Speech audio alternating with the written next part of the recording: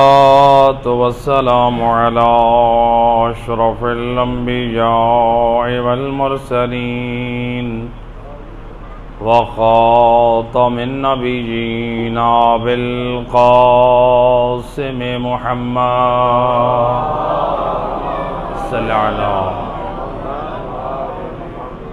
وأهل بيت الطيبين الطاهرين المعصومين المظلومين المنتجبين الذين أذهب الله عنهم الرجس وطهرهم تطهيرا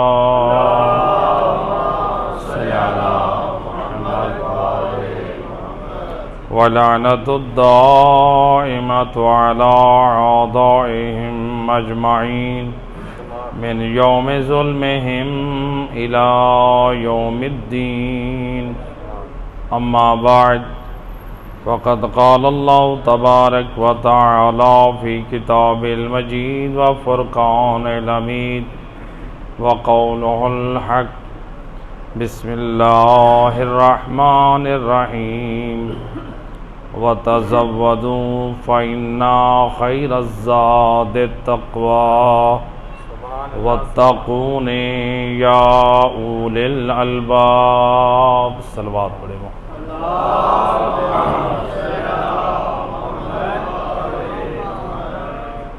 ارباب اعضاء، آپ کے سامنے سورہ بقرہ کی جس مختصر آیہ مجیدہ کو تلاوت کرنے کا شرف حاصل کیا ہے، ارشاد رب العزت ہو رہا ہے: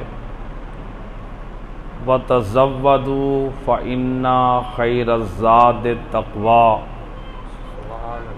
زاد راہ لے کر آؤ، خالی ہاتھ نہ آؤ. اللہ خطاب کر رہا ہے، زاد راہ لے کر آؤ، خالی ہاتھ نہ آؤ. لیکن زاد راہ میں بہترین زاد راہ تقویٰ ہے. اور پھر فرمایا: وَاتَّقُونِ يَا أُولِي الْأَلْبَابِ. اے صاحبان عقل، مجھ اللہ سے ڈرو،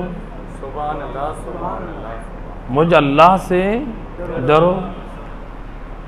آیت مجیدہ میں حقیقت میں خطاب ہو رہا ہے ان افراد کو جو اللہ کے گھر کی زیارت کو جا رہے ہیں، حجاج کرام. بڑی توجہ چاہتا ہوں تاکہ اس آیت مجیدہ میں ایک پیغام آپ کی سماعتوں کے حوالے کروں. دیکھیں، خطاب ہو رہا ہے ان افراد کو جو اللہ کے گھر کی زیارت کے لیے جا رہے ہیں، حج بیت اللہ انجام دینے کے لیے. جو حج کرنے جاتے ہیں وہ ہمارے ہاں سے جو پیکیج ہے زیادہ سے زیادہ 40 دن، اور آج ایک نیا پیکیج آ چکا ہے 14 دن کا بزنس مین لوگوں کے لیے، یعنی کم سے کم 14 دن. اب اللہ خطاب کر رہا ہے قرآن میں: اے میرے گھر کی زیارت کو آنے والوں، زاد راہ لے کر آنا ہے. اپنی جو مادی ضروریات ہیں وہ ساتھ لے کر آنی ہیں، خالی ہاتھ نہیں آنا. جو تمہیں وہاں پر ضرورت کی اشیاء ہوں گی، جن کی احتیاج ہوگی، وہاں ساتھ لے کر آنی ہے. لیکن یاد رکھنا اے حاجیو، میرے گھر کی زیارت کے لیے تو آ رہے ہو اور دنیاوی وسائل بھی ساتھ لے کے آ رہے ہو، فقط ان میں مگن نہ رہنا. مجھ اللہ کی نگاہ میں اگر بہترین زاد راہ ہے تو وہ تقویٰ ہے. بہترین زاد راہ ہے وہ تقویٰ ہے. ماشاءاللہ ترجمہ آپ نے بہت آسان انداز سے سماعت فرمایا. آئیں ذرا اس کے پیغام کو سمجھیں، اللہ ہمیں سمجھانا کیا چاہتا ہے. دیکھیں حج پہ جانے والے کو اطمینان ہے، ہم گئے ہیں تو ہم نے واپس آنا ہے، ایسے ہے کہ نہیں؟ چاہے 40 دن کے لیے گیا ہے، چاہے 14 دن کے لیے گئے، اطمینان ہے ہم نے واپس آنا ہے۔ اللہ ان کو کہہ رہا ہے اے حاجیو خالی ہاتھ نہ آنا۔ اور جو اللہ اپنی ملاقات کے لیے ہمیشہ کے لیے ہمیں بلا رہا ہے، جہاں سے ہمیں پھر پلٹ کے آنا ہی نہیں ہے، بھئی جو جا چکے ہیں کیا وہ واپس آئیں گے؟ جو چلے گئے ہیں وہ ہمیں بھی دعوت فکر دے کے گئے ہیں، یہ وہ راستہ ہے جو پلٹنے کا نہیں ہے، یہ غفلت سے بیدار ہونے کا راستہ ہے۔ تو جو عارضی دنوں کے لیے، چند دنوں کے لیے جائیں، اللہ خطاب کر رہا حاجیو میرے گھر کی زیارت کو آؤ تو خالی ہاتھ نہ آؤ، تو جو اللہ خود اپنے پاس بلا رہا ہے، ایک اور عالم میں بلا رہا ہے، ہمیں ثواب دینا چاہتا ہے، ہم پر عطا کرنا چاہتا ہے، کہتا ہے خالی ہاتھ نہ آنا، سبحان اللہ سبحان اللہ، خالی ہاتھ نہ آنا، اور زاد راہ تقوی ہے، زاد راہ تقوی ہے۔ اور یہ بھی بتا دیا کہ کہیں بھٹکنے کی ضرورت بھی نہیں ہے کہ کہو کہ ہم تقوی کا پاک کردار کہاں دیکھیں، کہا کہ دیکھو تمہاری مساجد میں جو اعلان ہوتا ہے، جو گواہیاں دیتے ہو، کیا دیتے ہو؟ اشہد ان امیر المؤمنین و امام المتقین۔ ہم ہر ایک کو امام نہیں مانتے، ہمارا وہ وارث دین ہے جو علی امام المتقین ہے۔ یا علی، ہم ہر ایک کو امام ماننے والے نہیں ہیں، ہم اس کو امام مانتے ہیں جو متقیوں کا سردار ہے، بدکاروں کا سردار نہیں ہے، خطا کاروں کا سردار نہیں ہے، بت پرستوں کا سردار نہیں ہے، عبادت گزاروں کا سردار ہے، متقیوں کا سردار ہے۔ گویا یہ بھی مشکل حل کر دی کہ تم چاہتے ہو تقوی کے پاک نمونے اور کردار کو تلاش کرو، کہیں بھٹکنے کی ضرورت نہیں ہے، آ جاؤ دروازے علی ابن ابی طالب پہ۔ اور عظمت امیر کائنات باواز بلند صلوات، اللہم صلی علی محمد۔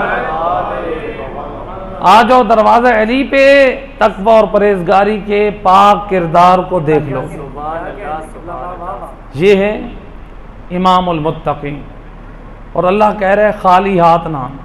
اب امام المتقین جس امام کی ولایت کا اقرار کرتے ہیں، ذرا ان سے پوچھیں مولا ذرا آپ سمجھا دیں کہ یہ سفر آخرت ہے یہ کیسا ہے؟ ہم تو یہ سمجھتے ہیں جو مر گیا بس غسل و کفن انجام دے کے اس کو دفن کریں، ایسے کہ نہیں؟ غسل و کفن جو ہم دیتے ہیں یہ میت خود تیار ہوتی ہے یا ہم تیار کرتے ہیں؟ واہ واہ واہ واہ واہ واہ، خوبصورت ہے یہ۔ کون تیار کرتا ہے؟ ہم تیار کرتے ہیں، ہم تیار کرتے ہیں۔ اللہ یہ نہیں کہہ رہا کہ اے مومنو جب آؤ تو لوگ تیار کر کے بھیجیں، جب آؤ تو لوگ تیار کر کے نہ بھیجیں، یہ لوگوں کی ذمہ داری ہے وہ تمہیں تیار کر کے بھیجیں، اس سے پہلے کہ لوگ تیار کریں تم خود تیاری کر کے آؤ، اس سے پہلے کہ وہ تیار کر کے بھیجیں خود تیاری کر کے آؤ۔ او امام کیا فرماتے ہیں؟ امام سے جب امام نے اپنی تعلیمات میں کیا سمجھایا؟ کون؟ وارث جنت امام، جس کی محبت میں اللہ نے حبداران علی کو جنت عطا کرنے، جس کی محبت میں اللہ نے ولا رکھنے والوں کو جنت دینی ہے اور بغض رکھنے والوں کو جہنم میں بھیجنا ہے، وہ امام جو وارث جنت امام ہے، جس کے فرزندان سرداران جنت ہیں، وہ امام رو بھی رہے ہیں اور ایک بات بھی کہہ رہے ہیں، آہ من قلت الزاد و بعد السفر۔ علی کی آنکھوں میں آنسو ہیں، علی رو رہے ہیں۔ علی مجھ اور آپ جیسے نہیں ہیں، علی وہ ذات ہیں جس کے وجود کے صدقے میں اللہ نے ہمیں وجود دیا ہے، جن کی محبت کے صدقے میں اللہ نے کائنات کو خلق کیا ہے۔ وہ ہستی وارث جنت امام رو کے کہہ رہے ہیں، آہ من قلت الزاد و بعد السفر، ہائے افسوس زاد راہ کم ہے، راستہ بڑا لمبا ہے۔ اسی راستے کے بارے میں تو اللہ کہہ رہا ہے وَتَزَوَّدُوا فَإِنَّ خَيْرَ الزَّادِ التَّقْوَىٰ، خالی ہاتھ نہ آؤ، زاد راہ لے کر آؤ، اور بہترین زاد راہ تقویٰ ہے۔ اور امام نے پھر آگے فرما دیا صرف یہ راستہ لمبا نہیں ہے، فرمایا وَوَحْشَةُ الطَّرِيق، اور راستہ بھی ایسا ہے جو بھیانک راستہ ہے، خوفناک راستہ ہے۔ یہ کون کہہ رہے ہیں؟ یہ وہ امام کہہ رہے ہیں جس کی نور ولایت کو ہم پہ فرض کیا گیا، جس کی امامت کو فرض کیا گیا، جس کی عظمت اور شان یہ ہے کہ زوجہ نبی بی بی عائشہ فرماتی ہیں ایک دن جب سید الرسل میرے ہاں ٹھہرے تو جب رات کا درمیانی حصہ آیا میں نے دیکھا بستر رسول خالی ہے۔ اللہ اکبر، اللہ، میری پریشانی بڑی، رسول مجھے چھوڑ کر کہاں چلے گئے؟ میں جس زوجہ کے دروازے پہ جاتی ہوں کہ سید رسول آئے، ہر بی بی دروازہ کھول کے جواب دیتی ہے تو کیسی زوجہ رسول ہے جو نبی امت کو انصاف سکھانے آیا ہے، جو نبی امت کو انصاف سکھانے آیا ہے وہ تیرے ساتھ کیسے نا انصافی کرے؟ ہر بی بی نے جواب دیا۔ زوجہ رسول کہتی ہیں میں مایوس ہوئی، میں مسجد النبوی میں داخل ہوئی، رسول نہ گھر میں نہ بیویوں کے گھر، اب اللہ کے گھر میں جب گئی کہتی ہیں میں نے مسجد نبوی کے ہر کونے میں دیکھا، مجھے کہیں پر رسول کا وجود نظر نہیں آیا، میری پریشانی اور بڑی، نہ نبی گھر میں نہ نبی مسجد میں۔ جب گھر آ رہی تھی میرے دل میں یہ خیال آیا رسول اللہ کبھی کبھار اپنے گھر کی چھت پہ چھپ کے اللہ کی عبادت کرتے ہیں۔ کیا کرتے ہیں؟ اللہ کی عبادت کرتے ہیں۔ بھئی یا رسول اللہ آپ گھر میں اللہ کی عبادت کیوں کرتے ہیں؟ کعبے کے بعد افضل مسجد مسجد النبوی ہے۔ سبحان اللہ سبحان اللہ۔ یا رسول اللہ آپ کا فرمان ہے، آپ کے خلیفہ حق بلا فصل علی ابن ابی طالب کا بھی فرمان ہے، یعنی جو نبی نے فرمایا وہی امام علی نے بھی فرمایا، کیا جو شخص بغیر عذر شرعی کے مسجد کو چھوڑ کر گھر میں نماز پڑھے، نبی اور علی فرماتے ہیں ہم پسند کرتے ہیں اس نمازی کے گھر کو آگ لگا دیں۔ اس نمازی کے گھر کو کیا کریں؟ جو کیا کرے؟ نماز گھر میں پڑھے، یہ نہیں کہا جو نماز نہ پڑھے۔ ذرا فکر کیجئے، غور کریں، کہا جو گھر پڑھے، جو اللہ کے گھر کو معمولی سمجھے، نبی اور علی فرماتے ہیں او بد نصیب تیرا گھر اس لائق ہے جلنے کے قابل ہے، تیرے گھر میں اللہ کے گھر کی عزت نہیں ہے، تیری نگاہ میں اللہ کے گھر کی عزت نہیں ہے، پھر ہماری نگاہ میں تیرے گھر کی عزت نہیں ہے۔ لہذا جو نماز نہ پڑھے اب خود فیصلہ کریں کہ امام اور نبی اس پہ کتنا ناراض ہیں۔ ایک صلوات پڑھ دے محمد و اہل بیت صلی اللہ علیہ محمد۔ اب یا رسول اللہ آپ نے تو اپنی امت کو تعلیم دی نماز مسجد میں پڑھیں، آپ گھر میں کیوں پڑھتے ہیں؟ سوال ہے کہ نہیں ہے؟ جواب ملے گا، اسلام کی تعلیمات میں حکم ہے مستحب نمازیں گھر پڑھو۔ مستحب نمازیں کیوں گھر پڑھو؟ کہا جو چھوٹے بچے ہیں وہ تمہارے قیام سے، تمہارے رکوع سے، تمہارے سجدوں سے اللہ کی عبادت سیکھیں۔ اور دوسرا، اپنے گھروں کو معصوم فرماتے ہیں قبرستان نہ بناؤ، چونکہ قبرستانوں میں عبادت، تو جن گھروں میں نماز نہیں پڑھی جاتی وہ مثل قبرستان ہے۔ نوافل نمازیں کہاں پڑھو؟ گھر میں پڑھو۔ تو گھر میں نماز پڑھنی چاہیے۔ بھئی کیوں پڑھنی چاہیے؟ گھر میں بچے بھی آپ کی عبادت سے عبادت سیکھیں گے۔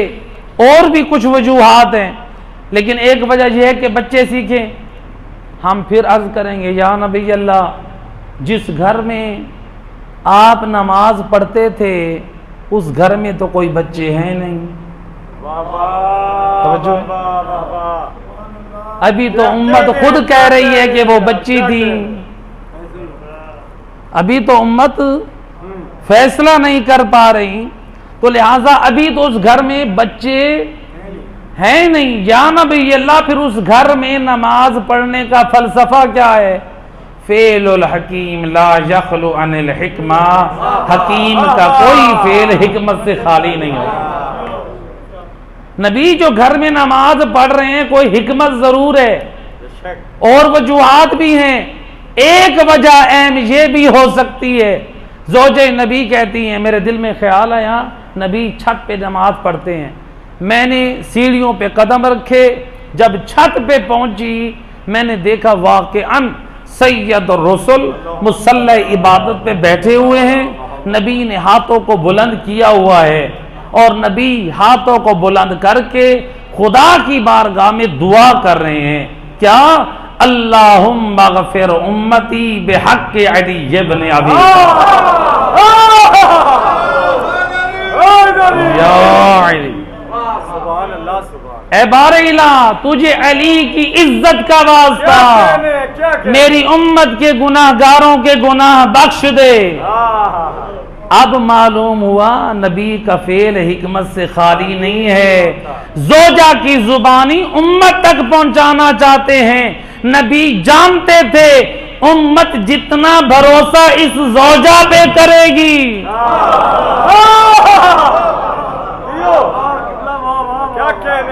علی کی عظمت کو پہنچانا ہے کہ علی کو اپنے جیسا نہ سمجھنا، علی وہ ذات ہے، مصطفیٰ جب خدا سے مانگتا ہے تو علی کا راستہ دے کر دعا مانگتا ہے۔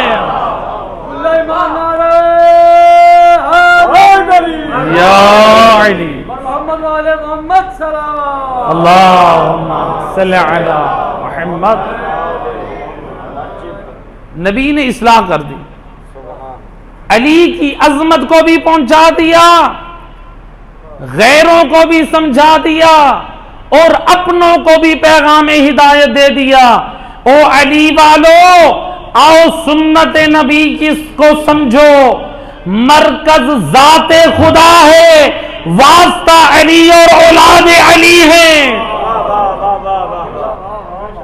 مرکز خدا کی ذات ہے، جب مانگو اللہ سے مانگو، واسطہ محمد وآل محمد کا دو۔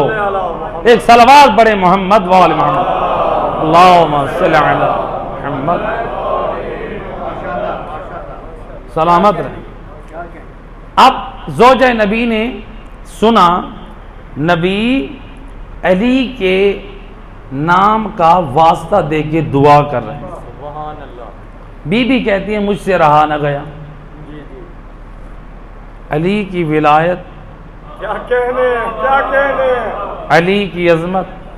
بی بی کہتی ہے میں نے سنا مجھ سے رہا نہیں گیا. رہا نہ گیا. کیا کہنے. میں تھی پشت رسول کی طرف. میں نے یہ جب دعا سنی، نبی علی کا واسطہ دے رہے ہیں، اب میں نبی کے پیچھے سے اٹھی، نبی کے سامنے آ کر بیٹھی، صلی علی محمد. اور میں نبی کے آنکھوں میں آنکھیں ڈال کے، یہ بھی کوئی جرت کرتا ہے، کہا میں نبی کے سامنے بیٹھ کے میں نے کہا یا رسول اللہ الا یوجد سوا علی ابن ابی طالب حتی تسأل اللہ بحق. یا رسول اللہ آدم سے لے کر قیامت تک آپ کو کوئی اور محبوب کبریا نہ ملا. کیا کہنے، کیا کہنے. قبلہ بہت خوبصورت ہے. آپ کو علی کے علاوہ کوئی نظر نہ آیا. اس کے حق کا واسطہ دے کر دعا کریں.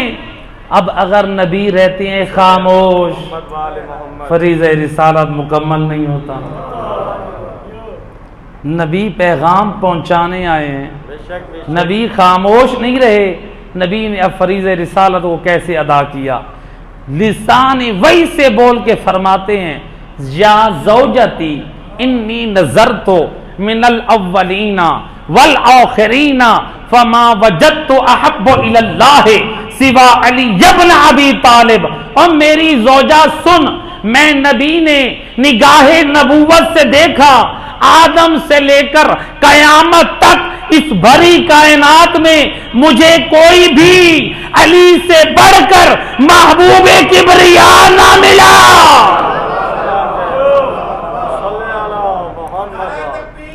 اللہ اکبر.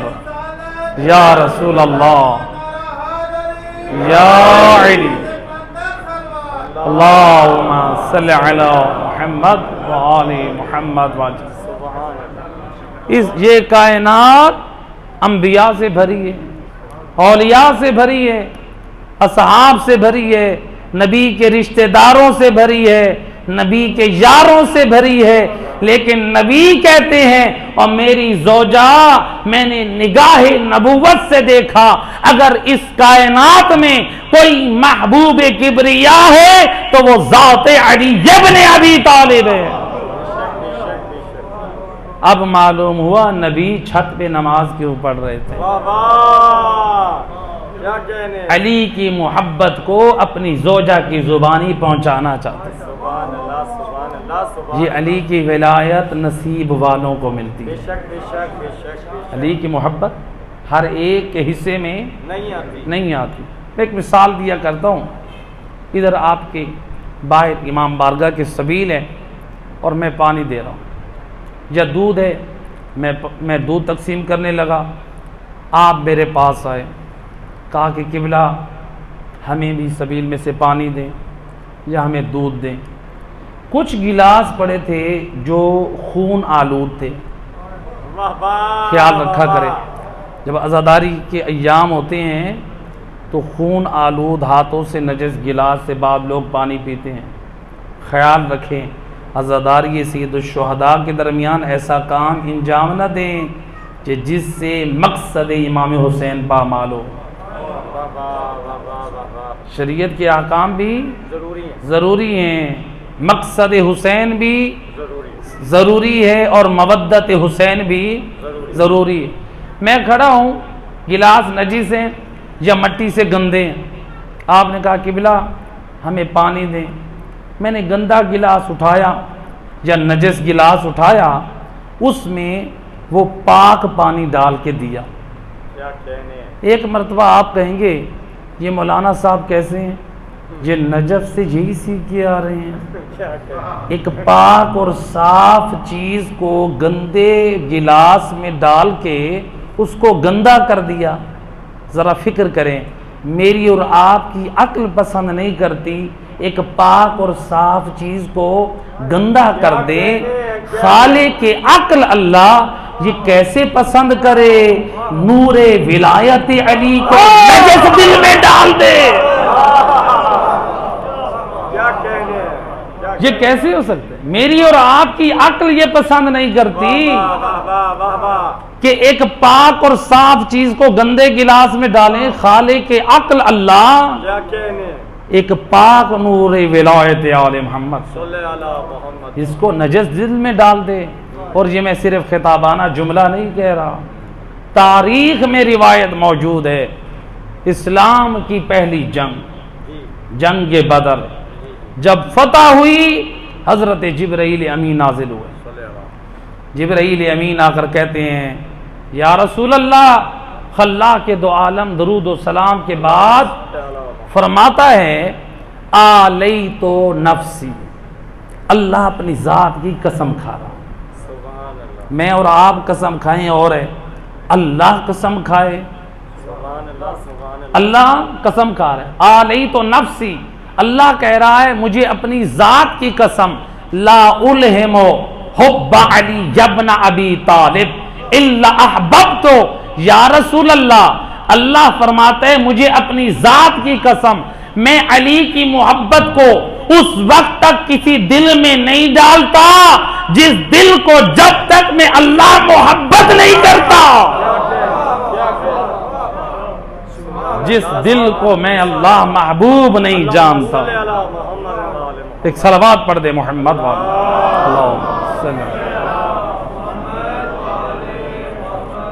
لہذا آل محمد کی ولایت پر ہیں، نور ولایت پر ہیں، اس کے تقاضوں کو سمجھیں. امام المتقین کی پاک سیرت میں ہی ہماری نجات ہے. اور اللہ قرآن میں کیا کہہ رہا ہے؟ وَتَزَوَّدُوا فَإِنَّ خَيْرَ الزَّادِ التَّقْوَىٰ. اے علی والو، کامیاب یقیناً آپ ہیں، لیکن کامیابی تب ملے گی جب دل میں نور ولایت آل محمد ہو اور وجود میں کردار آل محمد.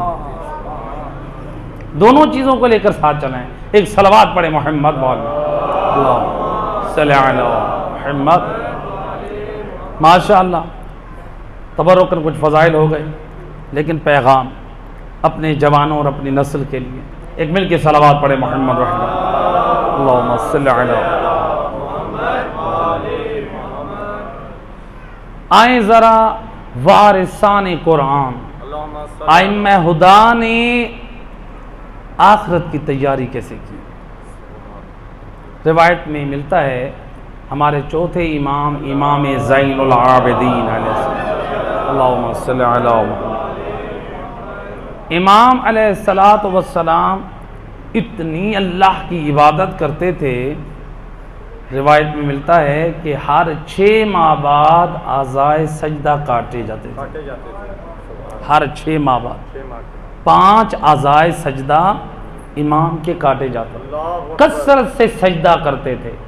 کوئی آفت چل جاتی سجدہ، کوئی نعمت مل جائے سجدہ، نیند سے اٹھے ہیں سجدہ خدا. 2 مومنوں کے درمیان صلح کرائی ہے سجدہ. آج ہم 2 مومنوں کو لڑوانے کے لیے پیسہ خرچ کرتے ہیں. آل محمد کا کردار دیکھیں، مومنوں کو راضی کروانے کے لیے سجدہ خدا کرتے ہیں. بلکہ یہاں تک ملتا ہے کہ معصوم کے پاس جب واجبات شرعی ہوتے، جو آپ کے پاس ائمہ ہدا کے پاس یعنی زکوٰۃ اور خمس کے پیسے، جب 2 مومن لڑے ہوئے ہوتے، ایک کی طرف سے ادا کر کے اس کو دوسرے کے حق میں راضی کرتے. آل محمد کا کردار دیکھیں. آل محمد چاہتے ہیں مومنوں کے درمیان صلح ہو. آل محمد صلح کرا کے سجدہ کریں، اور ہم کوشش کریں کہ مومن لڑ جائیں. ہم کوشش کریں مومنوں کے درمیان فساد ہو. جواب دوں، ہم یہ کہیں کہ میں مولا علی سے محبت کرتا ہوں، آپ سارے کہتے ہیں کہ نہیں کہتے؟ آپ سب مولا علی سے محبت کرتے ہیں؟ سب مولا علی سے ماشاءاللہ محبت کرتے ہیں. کہ صرف مولا علی سے محبت کریں یا ہر اس چیز سے محبت کریں جو مولا سے منسوب ہو جائے؟ سوال ہے. دیکھیں یہ دروازہ امام بارگاہ کا، کتنے لوگ ہیں جو اس امام بارگاہ کو چومتے ہیں، دروازے کو؟ ایسے کہ نہیں؟ اگر کوئی شخص آ جائے ناپاک حرکت کرے آپ کے اس دروازے کو جلانے کی، کیا آپ کی غیرت ایمانی اجازت دے گی؟ اگر کوئی آ کر اس دروازے پہ نجاست پھینکے، کیا آپ کی غیرت ایمانی اجازت دے گی؟ حالانکہ یہ لکڑی پہلے بازار میں پاؤں کے نیچے تھی، حالانکہ لوہا بازار میں پاؤں کے نیچے تھا، گندگی میں تھا، نجس جگہ پر تھا، لیکن اس وقت تک ویلیو اور عزت نہ تھی۔ جب امام کے گھر سے نسبت ہو گئی اس کی تعظیم بڑھ گئی۔ یہ بے جان چیزیں آل محمد کے گھر سے منسوب ہو جائیں تو تعظیم بڑھ جاتی ہے۔ اگر مخلوقات میں اشرف کوئی انسان ہو جس کے دل میں نور ولایت محمد وآل محمد ہو تو اس کی کتنی تعظیم ہوگی۔ اس لیے معصوم فرماتے ہیں مومن کی عظمت کعبے سے بلند ہے، کعبے سے بلند ہے۔ اور میرا دوست اگر کوئی امام بارگاہ کے دروازے کی توہین کرے تو اس کو دشمن دین سمجھے، اور اگر تو خود علی کے حبدار کی توہین کرے، ذرا فکر کریں، اصلاح کریں۔ خدا گواہ محبت علی کے تقاضے یہ ہیں کہ اگر ہم مولا علی سے محبت کرتے ہیں حبداران علی سے بھی محبت کریں۔ حبداران علی سے محبت سے کیا مطلب ہے؟ یہ نہیں ہے ان کے ساتھ مل بیٹھیں اور گناہ کرنا شروع کر دیں۔ حبداران علی سے محبت، بے نمازی ہے تو نمازی بنائیں، بد عمل ہے تو عمل کی طرف دعوت دیں، بد کردار ہے تو با کردار ہونے کی دعوت دیں۔ ایک میں سوال کیا کرتا ہوں، کیا میں اور آپ پسند کرتے ہیں؟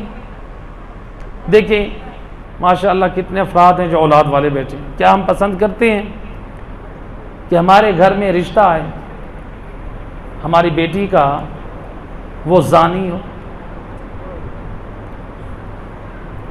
کیا ہم پسند کرتے ہیں؟ ہم یا ہم اپنی اولاد کے لیے، کیا میں اور آپ پسند کرتے ہیں ہماری اولاد زانی ہو، شرابی ہو، چور ہو، قاتل ہو، بد کردار ہو، بے دین ہو؟ ہم پسند کرتے ہیں؟ نہیں کرتے۔ میں اور آپ پسند نہیں کرتے ہماری اولاد قاتل ہو، ہماری اولاد زانی ہو، ہماری اولاد شرابی ہو، ہماری اولاد جواری ہو، ہماری اولاد بد کردار ہو۔ پھر وارث جنت امام علی کیسے پسند کریں؟ میرا شیعہ زانی ہو، میرا شیعہ شرابی ہو، میرا شیعہ بدکار ہو، میرا شیعہ بے نمازی ہو۔ اس لیے کہ نبی نے خود فرمایا اے علی میں اور تو اس امت کے باپ ہے۔ جب دنیا کا عام باپ پسند نہیں کرتا میری اولاد بد کردار ہو، پھر علی جیسا باپ کیسے پسند کرے؟ با کردار، آل محمد ہمیں با کردار دیکھنا چاہتے ہیں، جس طرح میں اور آپ چاہتے ہیں ہماری اولاد با کردار اور شریف ہو تاکہ معاشرے کی نگاہ میں ہماری عزت ہو۔ آل محمد بھی یہی چاہتے ہیں ہمارے حبدار، ہمارے شیعہ با کردار ہوں تاکہ فخر سے ہمارا سر بلند ہو۔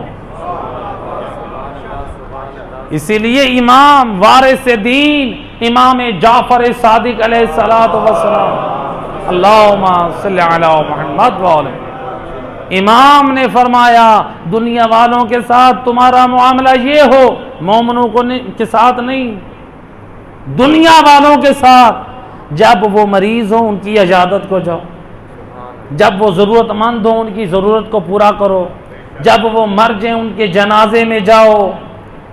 امام فرماتے ہیں ان کے ساتھ اچھے اخلاق، اچھے کردار کے ساتھ زندگی گزارو۔ جب تم با کردار، با اخلاق بن کے معاشرے میں چلو گے، وہ دنیا والے تمہیں دیکھ کر کہیں گے رحم اللہ جعفر ابن محمد، خدا جعفر صادق پہ رحم کرے، اپنے شیعوں کو کیسے باادب بنایا ہے۔ اہل بیت ہمیں اور آپ کو با کردار دیکھنا چاہتے ہیں۔ پاکوں کے ماننے والے ہو پاکیزگی اختیار کرو، باکردار بنو۔ لہذا امام نے آخرت کی تیاری کی، عملی تفسیر سمجھائی۔ امام اتنا سجدہ کرتے ہیں، ہر سال 2 مرتبہ اعضائے سجدہ کاٹے جاتے ہیں، اور امام کے یہ اعضائے سجدہ جب کاٹے جاتے ہیں، امام وصیت کرتے تھے، اپنے غلام یا کنیز کو دیتے تھے، کہتے تھے اسے میرے کفن کے ساتھ رکھ دو۔ اللہ اکبر، اللہ اکبر، اللہ یہ کون ہے؟ سبحان امام، یہ وارث جنت امام ہے۔ آج جو لوگ کہتے ہیں سجدہ تو صرف کربلا والوں کا تھا، ہمارے سجدوں کی کیا ضرورت ہے؟ اگر کربلا کے بعد سجدوں کی ضرورت نہ تھی تو پھر زین العابدین سید الساجدین نہ ہوتے، سبحان اللہ، وہ سجدہ گزار نہ ہوتے۔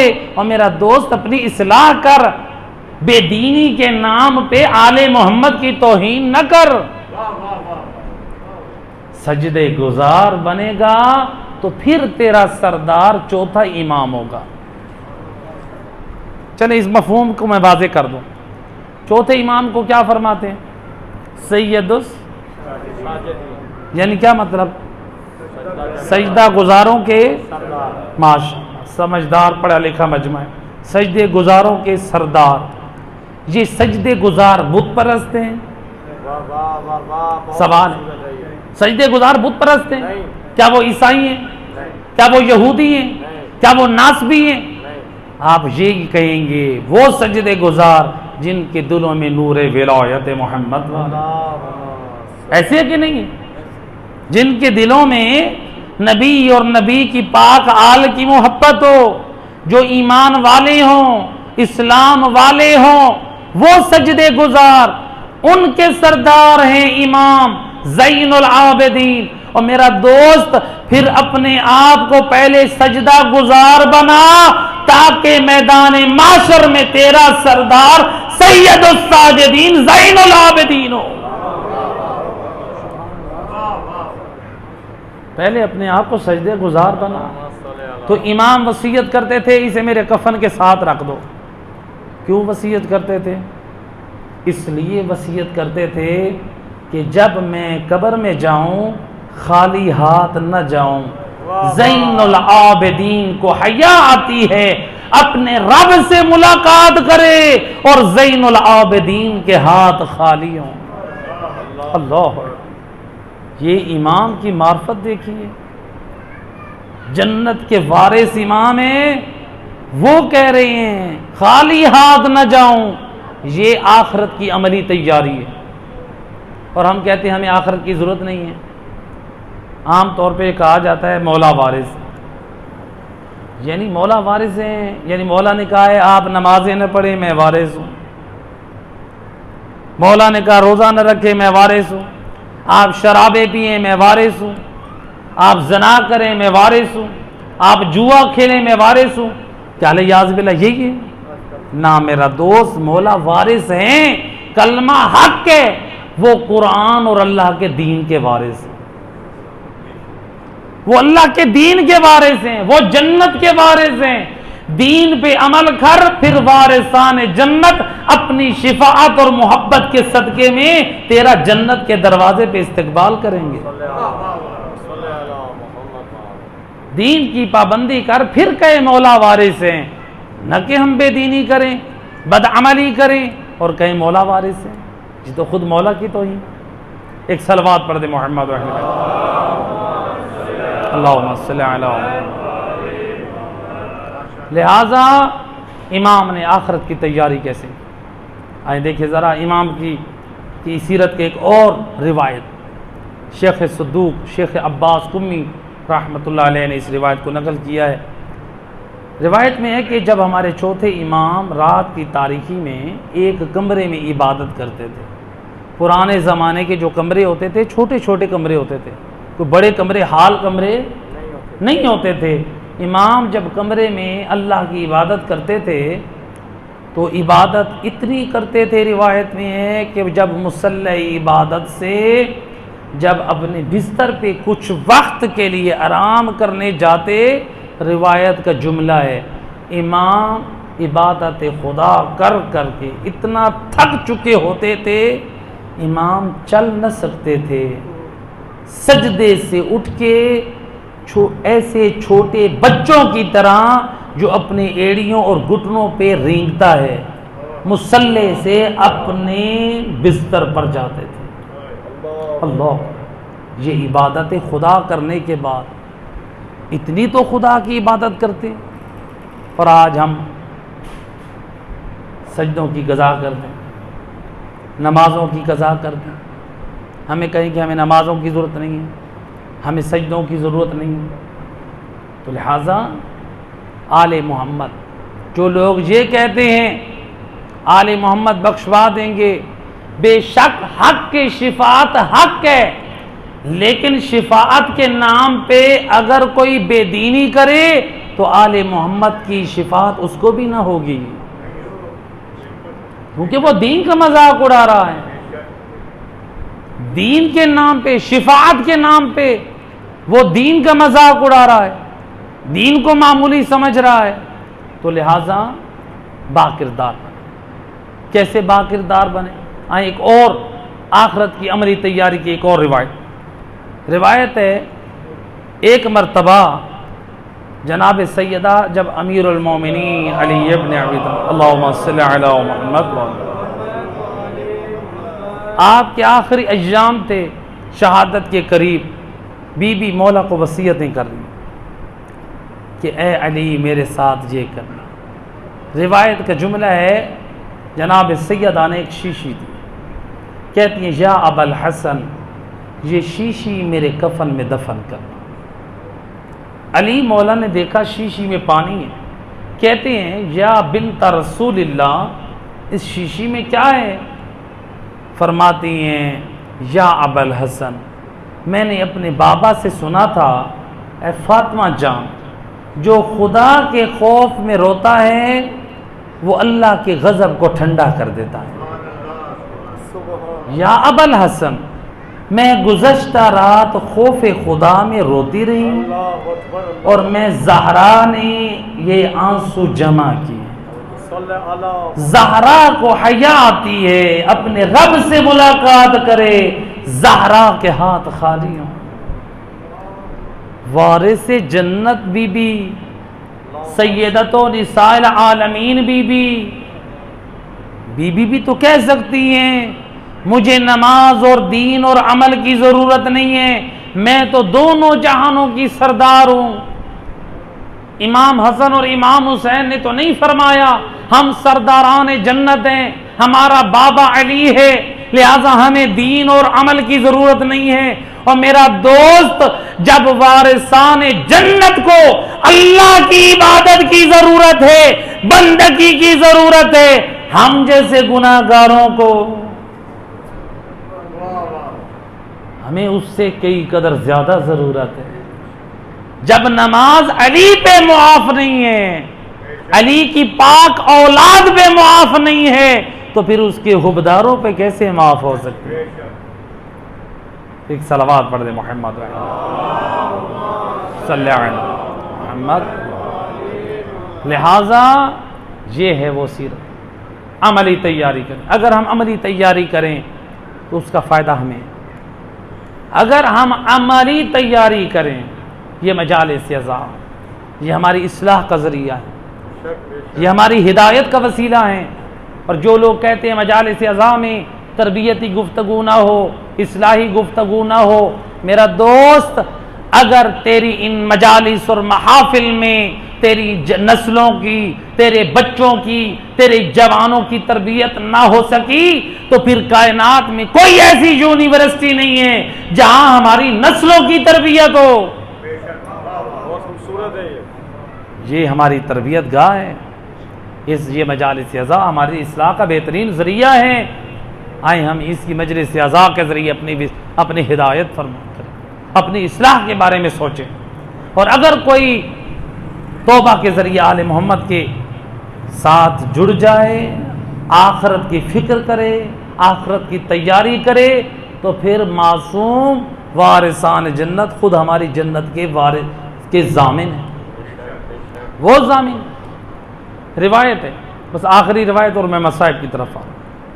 روایت ہے حضرت ابو بصیر امام جعفر صادق علیہ الصلوۃ والسلام کے صحابی، اللہم صلی علی محمد، امام کے صحابی کوفہ میں رہتے ہیں۔ یہ کہتے ہیں میرے پڑوس میں ایک نوجوان جس کے گھر میں سارا دن ناچ گانا، شراب کی محفل، بے حیائی اور بے غیرتی کو انجام دیا جاتا ہے۔ یہ ہر وقت اس پڑوسی کو سمجھاتے رہتے، ہدایت کرتے رہتے، امر بالمعروف کے فائدے، اصلاح ہوتی ہے ہدایت کرنے سے، یہ سمجھاتے رہتے ہیں۔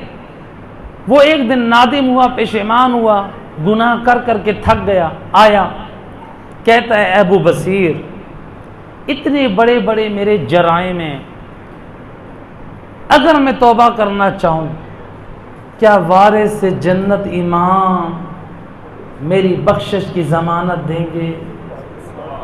اللہ، یہ گھرانہ بڑا عظیم گھرانہ، اس کے توسل سے بڑی بڑی مرادیں پوری ہوتی ہیں۔ کہا میری کیا بخشش کا وسیلہ بنیں گے؟ ابو بصیر کہتے ہیں میں حج پر گیا، امام کے گھر میں مدینہ میں پہنچا، مولا میرا پڑوسی بدکار ہے، شرابی ہے، زانی ہے، ناچ گانا دیکھنے والا ہے، دنیا کی ہر برائی انجام دیتا ہے۔ وہ کہتا ہے اگر میں برائیاں چھوڑ دوں کیا میرے لیے کوئی راستہ نجات کا ہے؟ وارث جنت امام فرماتے ہیں یا ابا بصیر قل لہو، اے ابو بصیر اس سے جا کر کہہ دینا دع ما انت علیہ، جتنے بھی گناہ کرتا ہے سب سے توبہ کر لے، تیری جنت کا ضامن میں امام صادق ہوں۔ اللہ اکبر، تیری جنت کا ضامن میں ہوں۔ ابو بصیر آئے امام کا پیغام لے کر، لوگ ملنے کے لیے، زیارت کے لیے سارے جانے لگے، اس نوجوان کو روکا، رک جاؤ، کہا کہ وارث جنت امام نے ضمانت دی ہے، فرماتے ہیں دع ما انت علیہ، جن گناہوں اور گمراہیوں پر ہے سب کچھ چھوڑ دے، وارث جنت فرماتے ہیں تیری جنت کا میں ضامن۔ کہا ابو بصیر باللہ علیہ، تجھے اللہ کی قسم بتا کہ امام نے زبان عصمت سے یہی فرمایا؟ اللہ اکبر۔ ابو بصیر کہتے ہیں میں نے خدا کی قسم اٹھائی، کہا میرے مولا نے یہی فرمایا، کہا بس کافی ہے۔ ابو بصیر کہتے ہیں یہ نوجوان گیا گھر میں پیغام بھجوایا، ابو بصیر آؤ ذرا، دروازہ جب کھولا ابو بصیر نے، یہ دروازے کے پیچھے کھڑا ہو گیا، کہتا ابو بصیر میرے گھر میں نہ آنا، یہ میرے گھر کا سین دیکھ یہ خالی ہے، ابو بصیر جو مال تھا میں نے راہ خدا میں لوٹا دیا، ابو بصیر میرے بدن پہ لباس نہیں ہے، ابو بصیر میرے گھر میں کھانے کی نہیں ہے، میں حرام مال سے بھی توبہ کر بیٹھا، حرام کاموں سے بھی توبہ کر بیٹھا۔ ابو بصیر نے کوفہ کے لوگوں سے کچھ کپڑے اور وسائل اکٹھے کر کے اس نوجوان کو پہنچائے، یہ توبہ استغفار کر رہا ہے، واجبات کو مکمل کر رہا ہے، یہ اس کی بار بار آپ اس کی زیارت کو جاتے ہیں۔ ایک دن یہ بیمار پڑ گیا، وقت گزرتا رہا، ایک دن پیغام آیا ابو بصیر تجھے جلدی آ، تیرے پڑوسی نے بلایا ہے۔ ابو بصیر پہنچے، وہ نوجوان بستر موت پہ موجود ہے۔ ابو بصیر کہتے ہیں میں بیٹھا اس کے سرانے، وہ غشی کے عالم میں ہے۔ آنکھ جب کھولی، آنکھ کھول کے ایک جملہ کہا، کیا؟ یا ابا بصیر قد وفا صاحبو، اے ابو بصیر وارث دین تیرے امام نے اپنا وعدہ جنت سچ کر دیا۔ اللہ، گناہوں سے توبہ آپ کریں، پھر دیکھیں پاک امام آپ کی جنت کے ضامن ہیں۔ ابو بصیر کہتے ہیں میں مدینہ پہنچا اگلے سال حج کرنے کے بعد، ابھی ایک پاؤں امام کی دہلیز میں ہے، امام اندر کمرے میں ہے، ایک اندر ہے اور ایک باہر ہے۔ امام اندر سے بول کے کہہ رہے ہیں، امام نے کیا فرمایا؟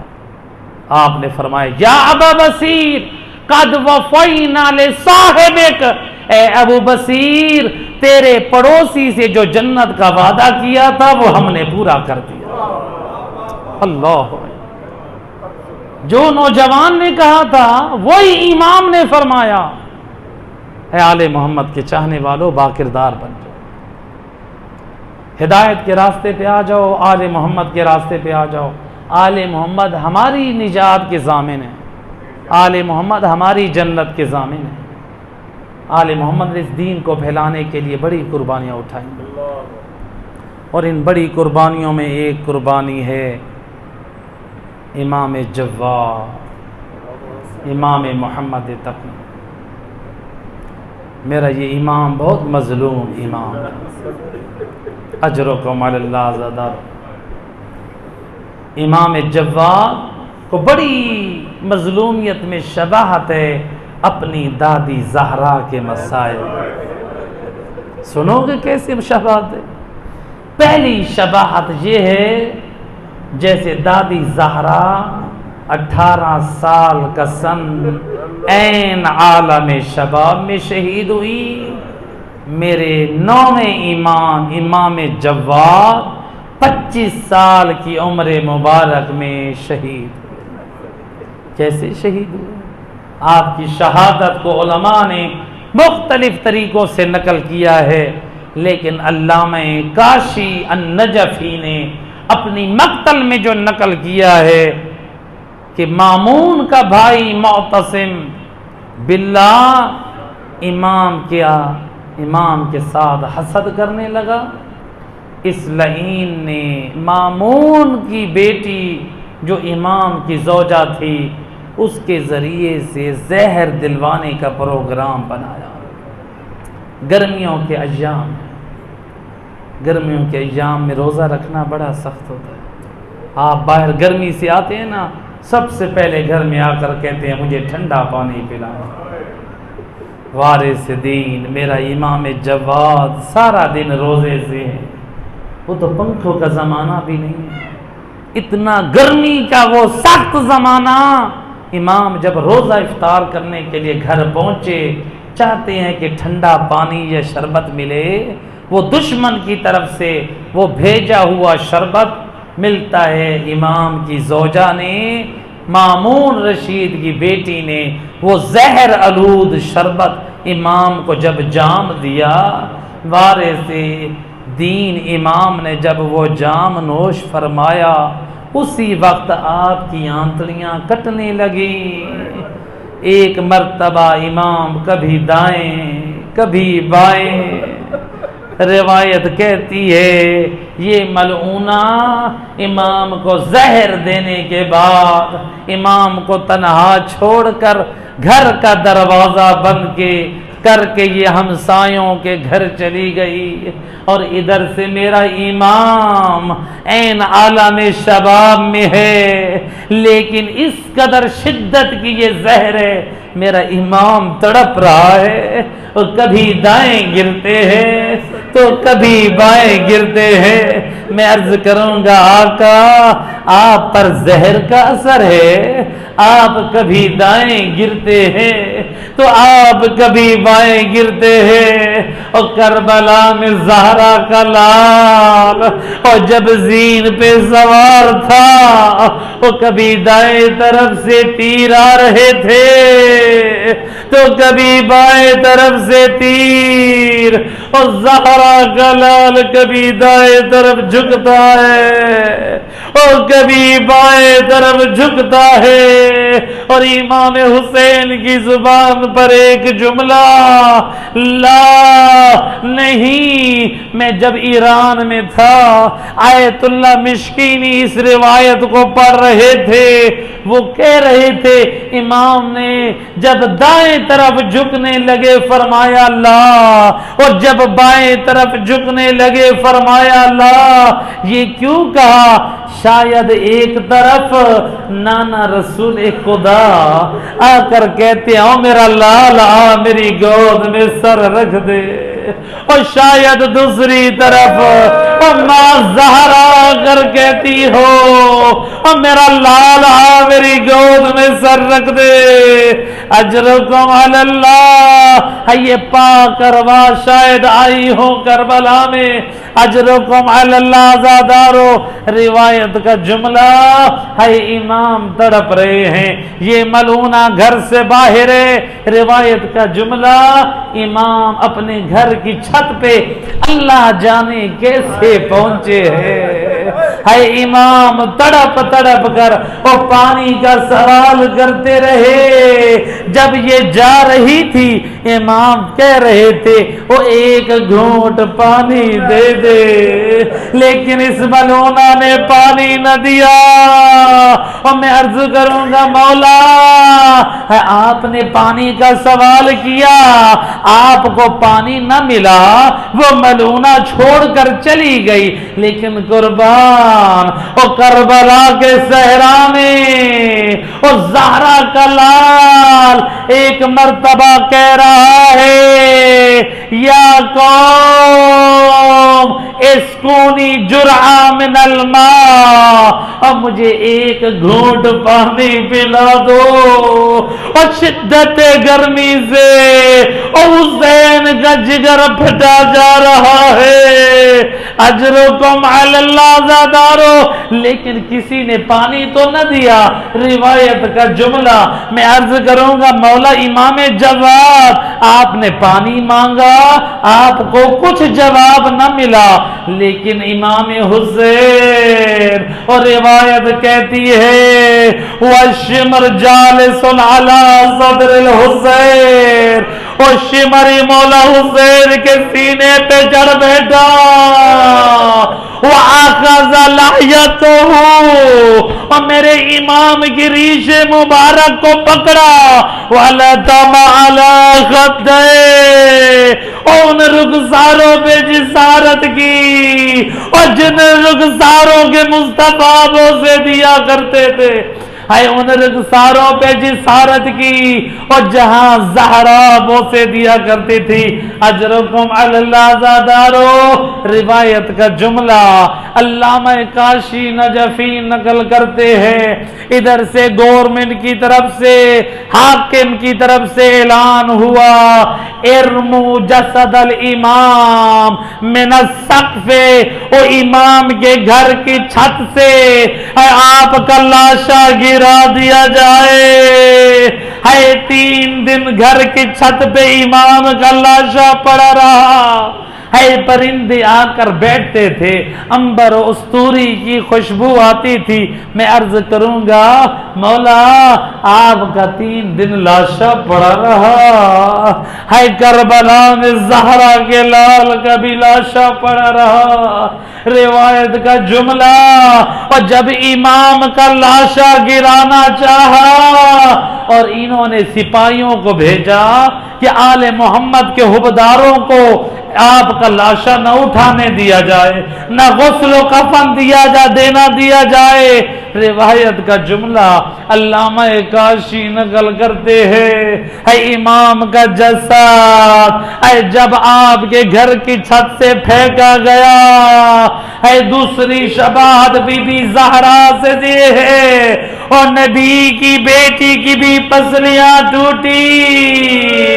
ہے ادھر سے امام جواد کا لاشا، اور جب گھر کی چھت سے نیچے پھینکا گیا، اے اللہ جانے کتنی پسلیاں ٹوٹی، اجرکم علی اللہ، ہے عزادارو، ہے سپاہی کھڑے ہیں اور امام کا لاشا اٹھانے کی اجازت نہیں ہے، میں عرض کروں گا مولا ہے آپ مظلوم ہے، وہ آپ کا لاشا گرایا گیا، اٹھانے کی اجازت نہیں ہے، لیکن مولا آپ کا لاشا پامال تو نہ ہوا، مولا ہے آپ کے روایت کا جملہ ہے، بغداد میں آل محمد کے حبدار جمع ہوئے، جب انہوں نے مظاہرہ کیا حاکم کو مجبوراً حکم دینا پڑا ان کو جنازہ اٹھانے دو، ہے جنازہ اٹھایا، غسل و کفن دیا گیا، وہ عزت و احترام سے جنازہ دفن ہوا۔ میں کہوں گا مولا وہ آپ مظلوم ہیں، وہ آپ کے لال نے غسل و کفن دیا، وہ حبداروں نے جنازہ اٹھایا، وہ زہرا کا لال حسین وہ کربلا میں 3 دن وہ جنازہ پڑا رہا، وہ کبھی پامال ہوا۔ وہ مولا امام جواد آپ کا لاشا پڑا تھا، وہ آپ کی بہنوں اور بیٹیوں کے پردے تو سالم تھے، وہ حسین کا لاشا پامال ہے، وہ زینب و کلثوم اور بی بی فاطمہ کبریٰ و سکینہ ہے ایک رسی میں ایسے باندھا اور جیسے جانوروں کو باندھا جاتا ہے۔ الا لعنت اللہ علی القوم الظالمین۔